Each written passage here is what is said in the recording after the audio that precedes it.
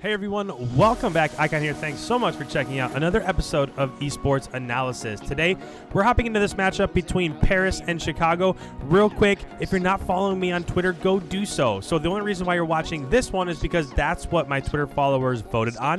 If you look at this picture right above my head, I went ahead and I put which 4 of the maps you guys would like to see. So the voting results you can see above my head, so that's why we are watching Hardpoint on the map Gunrunner. So the one thing that I'll say as we get into the analysis here is that this one is super close. This is like one of the closest hardpoints I've seen in terms of just, it's like a constant tug of war. It's one team has spawns, and then it gets broken, and then they battle over the hill. And then it rotates hills, and another team has spawns, they have hill, it gets broken, and then they just battle over the hill over and over again. It's very seldom that you'll see somebody actually have control of the majority of a hard point in this matchup. So I think that's why so many people wanted to see it.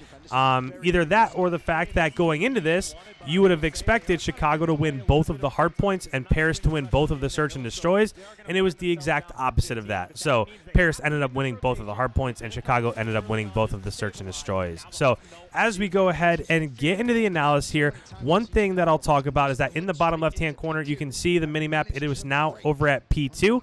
So Chicago is spawning on this left-hand side of the map, and Paris is spawning over on the right-hand side of the map. So that's what happens when hills become contested, right? When there's normally 2 teams inside the hill and the battle for the hill is happening inside the hill, then most of the time one team will spawn on the right, one team will spawn on the left, and then it'll just be a constant battle inside. So just like I said in the beginning here, remember, Paris had control of this hardpoint. That's a big two-piece from Scump. Then he ends up going down from Kismet, and then Gunless ends up finishing that. So they do get the rest of this 15 seconds here, but you can see that that's really not going to push out the lead at all. Now, another thing, this is a great play from Arcides. If you're looking at the minimap in the bottom left-hand corner, P3 is going to be over here. So Arcides went ahead and he leaked out and he snuck through and he was behind Warehouse. So where you picked up with Arcides there just a few seconds ago, that's where he was at. So he was able to flank around, and now they have spawns that are in Warehouse, which is beneficial for P3 and the ones that you really want to have for P5. So this is probably the biggest that the lead is going to balloon to. After this, it's just going to be a constant battle back and forth. But Formal, Gunless, Arcides all picking up kills right there. And this is really how you lock down and you get the majority of the time on P3. So I'm going to stop this for just a second because I've talked about this before. But when it comes to P3, this is one where you would beneficially want to be spawning over here in Warehouse. But if you're not, it's not a big deal, because if you get through boxes and you get into P3, the way that you get the most of the points here is if you're pushed up into some of these choke points over here. And if you're pushed up and you're getting these kills in this area of the map, now you're going to max out the time in P3. Just like, so if we back this up, if you're coming from the other direction, so if you're Paris and you're coming from over here and you hop into the hard point and you're able to get solidified inside that hard point, then the way that you get the most of the points there is that if you push out mid-map, if you push out into boxes, and you're able to get those kills in these areas instead of waiting for the enemy for the battle to happen inside the hard point. So I just wanted to point that out because I feel like I've talked about it a couple times before, but sometimes it's hard to see what's happening if I don't pause the video. So with about 22 seconds left, you can see that Chicago is still inside this hill. And at this point in time, you would kind of just figure, okay, well, that might be, you know, a little bit of foreshadowing for what's going to end up happening towards the rest of this match here. But as you'll see, it really doesn't end up going that way. As these last 3 seconds calling off of P3, it is going to rotate over to P4, which is going to be on the exact opposite side of the map. And this is a hill that Paris does a really nice job of keeping Chicago off. So for this P4 to P5 rotation, if obviously you want to have those warehouse spawns, but if you don't, then you want to try to get as many points as you possibly can in P4. Because if you're able to get 40 points in P4, and your enemy gets 50 points in P5, then that kind of equals itself out, right? It's where you get into trouble where you're really trying to push P5 and you don't get any of the points in P4, or you don't get any of the points in P5. That's where you really get yourself into trouble. I was kind of surprised that Envoy died right there just as I was hopping in.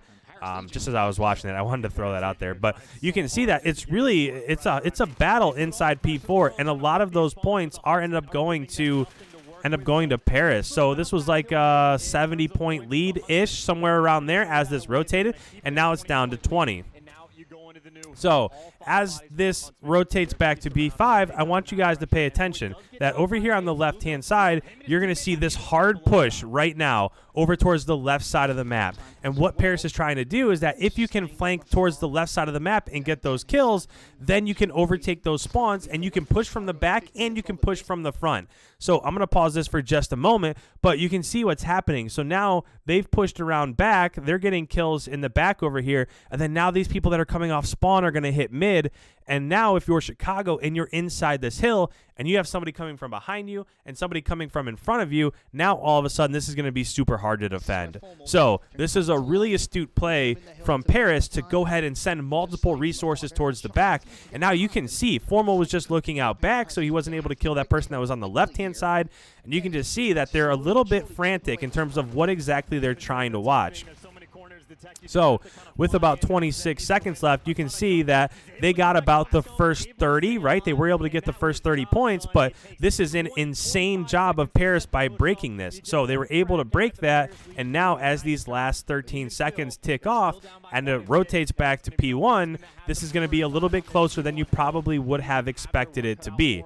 Now, one thing that I'll point out real quick, I know I've been kind of just, I've been talking through this and I've been stopping this video a lot, but one thing I want to show you is look at these arrows over here. One of these arrows is going to sneak through and they're going to be camped out right here. So when they camp out right here, because as of right now, Chicago has this spawn. So as this plays out, Chicago is going to have this back spawn, and he's just going to sneak right through warehouse, and he's going to be camped out behind. And that's what's end up going to flip the spawns here as it rotates back to P2. So right now, if you're Formal, you're kind of looking over to the right. You don't really see anybody. You get a kill on Kismet, but they don't see this next person. So see how Formal moves to the left over here? He doesn't see that guy that just ran through right there. So this is like Call of Duty timing at its best. Formal is right here. He jumped up over to this mid train tracks. And as that was happening, this dude from Paris is sneaking right here into P2. And as that's happening, somebody from Chicago spawned right here, and they're moving over to the right-hand side. So it's just Call of Duty timing. You can see exactly where those arrows are at, and that person is going to end up getting the best timing you could possibly get. They're going to sneak through to the back, and they're just going to camp back there, and they're going to just set up for spawns as they rotate over to P2. So again, as you're watching the minimap, take a look where Chicago's spawning, because if you're Chicago, I'm sorry I keep stopping this, but if you're Chicago, if you're getting this spawn right here, then you're just figuring that, okay, we have spawns as it rotates back to P2. Now, if you start spawning over here, now things, you might think, okay, now maybe I'm spawning up. Maybe somebody pushed this right side of the map. But technically, if you're spawning right there in the middle of the map, then you probably just assume that you have spawns for P2. But what they don't notice is that they're spawned out towards mid-map because somebody did sneak on behind them. And then right there, so I'm not going to stop it this time, but right there, you can see these white arrows coming in right here. So they got this spawn. Chicago got the spawn on the left side, and essentially they went ahead and they were able to not necessarily flip this, right? It didn't flip, but they were able to make it so that one team is spawning on the left side and one team is spawning on the right side. So it's a little bit more contested than it would have been had that person not leaked through.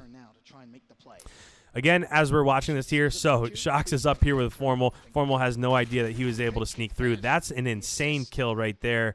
Shox didn't end up getting that kill, but he did the majority of the damage there. And now as this is rotating back to P2, you can see that this is basically just going to be a contested hardpoint again. Whereas as it was rotating first set of rotations from P5 to P1 and Chicago was set up, you would figure, okay, well, if they got a 30-point lead and they're going to end up contesting Paris on P1, then if they have spawns and it goes back to P2, that's going to be what ends up causing Paris to lose the game, right? And that's not what happens. Look at all this time right here. 30 seconds, half of this hill has already ticked off, and the game is essentially about to be tied. This is a nasty two-piece from Gunless. So he turned on that dude. He turned on Shox and Kismet right there. That was a really dirty kill. He also ends up getting that one again. So Kismet, poor Kismet, he got turned on, and then he spawned right there at open cargo, and Gunless did it to him again. So those were big kills because it allowed them to get about 20 points there of that scrap time. But Now you can see as it rotates back to P3, there is one team that is clearly set up a lot more than the other team. So the first time that we talked through this, remember we said that you do want to be pushed out a little bit. They're not really doing that at the moment. They're just setting up on these head glitches, and they're just trying to get kills here. Dens absolutely goes crazy this match. He's one of the best performers for Paris in this particular match. But now you can see that Gunless pushed around behind, so Gunless pushed over through woods.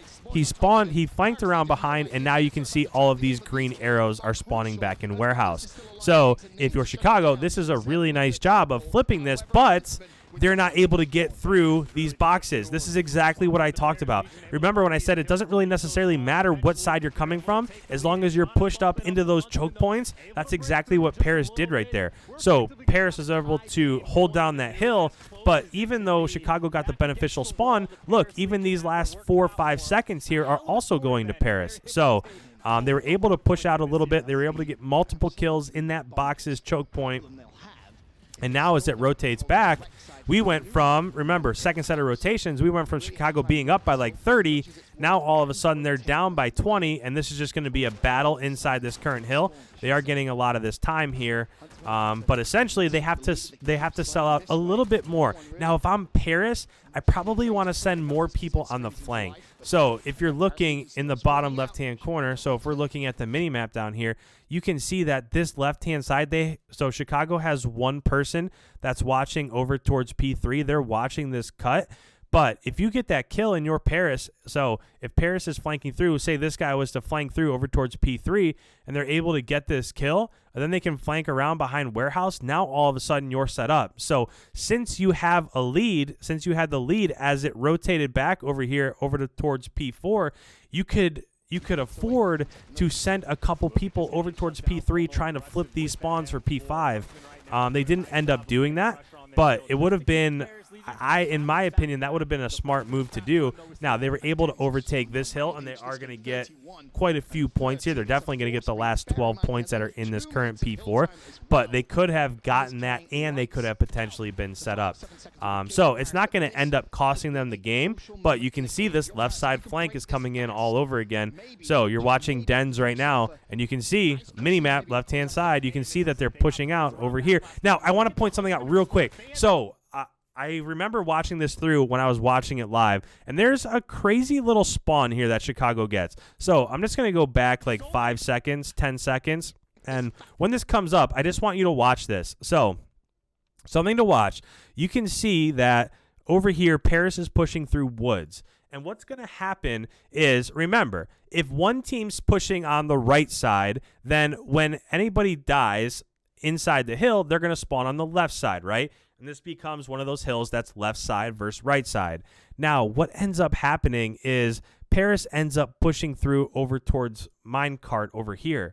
So now all of a sudden they have woods locked down, and they have over by P3 locked down. So you're going to see that Chicago's going to get a really weird spawn right here behind them. There are 2 green arrows that are going to come up here, and that's essentially going to be what causes such a battle inside P5. The fact that they're able to spawn them out. So I'm going to get rid of this stuff on the minimap, but the fact that they're able to push both sides, that sends Chicago backwards instead of spawning back behind Warehouse, which might be a little bit of faulty spawn logic, but since they're able to do that, that's what causes such a battle inside P5. So right here, and you're looking at the minimap, you can see 2 green arrows spawn from behind. Now Luca and Zed end up getting those kills. Zed pushes through behind back here. And then now we're in that same scenario they were in before, right? They're pinching the fronts. They're pinching from behind. So if you're Chicago and you're inside the hill, you don't know which direction to look. Whereas if they were just running right through the middle, right through that middle choke point, then all of a sudden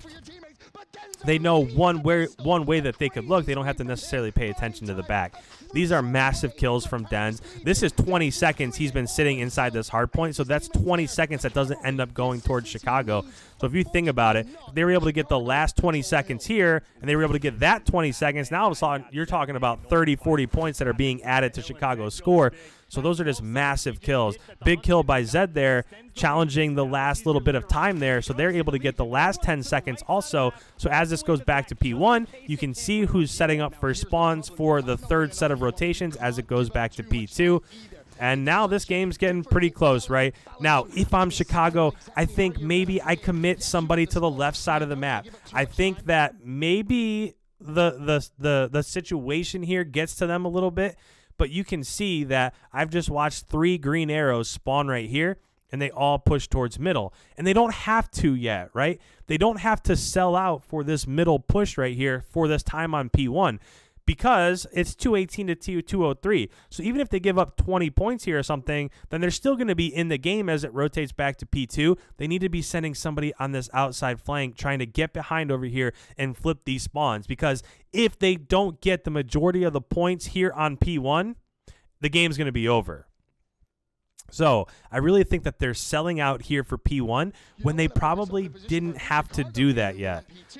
So it's 218 to 204. They are going to get quite a few points here. I will say that. They do a nice job of pushing up here to P1, and they do get the majority of these points. So it's a nice job of doing that. But you can see everybody's pushing through middle, and everybody's pushing through the right side. And look at where all of those white arrows are coming off spawn. Off of spawn, all of those white arrows are pushing towards the middle of the map. Literally every single one of them is looking towards mid-map. So I just wish that I would have seen Chicago push through that left side flank early and try to think a little bit ahead instead of just thinking we have to get into P1 right now and get all the points that we can get inside of P1. So now that they're starting to rotate, it's a little bit too late. So Envoy does end up getting a kill over on the right side. He's going to go down inside hill. Arcity's got a nice kill over on the left-hand side of the map. So this is going to be very much so just a left side versus right side battle. And you're going to see that the majority of these gun battles, the important gun battles that happen inside the hill, are going to Paris. So it's 240 to 218. There are 40 seconds left. They're not actually going to win on this hill, but the first beginning here, they were able to get the majority of it. So by the time Arcities gets in right here, Gunless gets in. So by the time they're able to pick up the majority of these kills, it's going to be too late, right? So the one thing to focus on is, again, look at the minimap in the bottom left-hand corner. You can see that as Paris comes off spawn, they know that Chicago, no matter what they do here, they can't win on this current hill. So they stop putting their resources over towards P2, which is an extremely smart move. They stop just flanking over there and just going there over and over again, and they push out over towards P3. And now as this rotates over to P3, you can see Den's got a kill. And then now when it rotates, they only need 2 seconds. So they only needed to pick up 2 kills on rotation there. Then they ended up winning the game. So technically, in my mind, I think as it got down to the wire there, I think that Paris personally was playing a little bit more within themselves than Chicago was. It just seemed like as it rotated back to P2 on that third set of rotations, Chicago was putting all of their eggs in one basket, trying to get into P2, trying to get into P1, get as many points as they can, where if they would have been thinking about spawns a little bit more, potentially they could have flipped there. So if you enjoy this video, please leave a thumbs up. If you're new around here, make sure you hit that subscribe button. If you have anything you want to comment, I respond to every one of my comments, so throw a comment down below. I love those interactions. Follow me on Twitter. I'm going to keep putting up these polls. Whatever gets voted on is what we're going to break down, so make sure you're following me there. So if you have, if you want to see a search over a Hardpoint or whatever, when I put them up, you're there. You can put your input in, and then I can see what the community wants to listen to. So with that, guys, thank you so much for that input, and I will catch you guys in the next video.